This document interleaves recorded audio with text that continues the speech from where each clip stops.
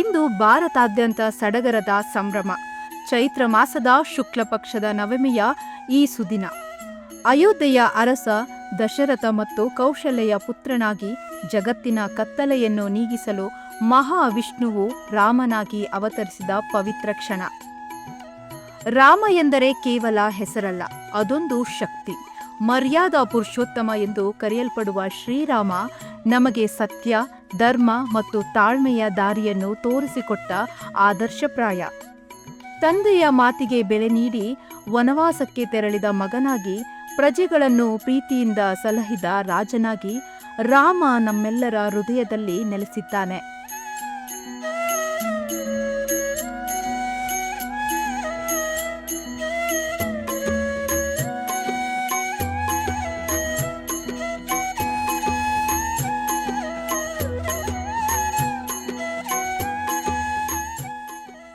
ಮನೆಯಲ್ಲೂ ಇಂದು ಪಾನಕ, ಮಜ್ಜಿಗೆಯ ತಂಪು ಹಾಗೂ ರಾಮನ ನಾಮಸ್ಮರಣೆಯೇ ಇಂಪು. ಈ ರಾಮನವಮಿಯು ನಮ್ಮ ಬದುಕಿನಲ್ಲಿ ಅಧರ್ಮವನ್ನು ಅಳಿಸಿ ಸುಖ, ಶಾಂತಿ ಮತ್ತು ಸಮೃದ್ಧಿಯನ್ನು ತರಲಿ ಎಂದು ಪ್ರಾರ್ಥಿಸೋಣ.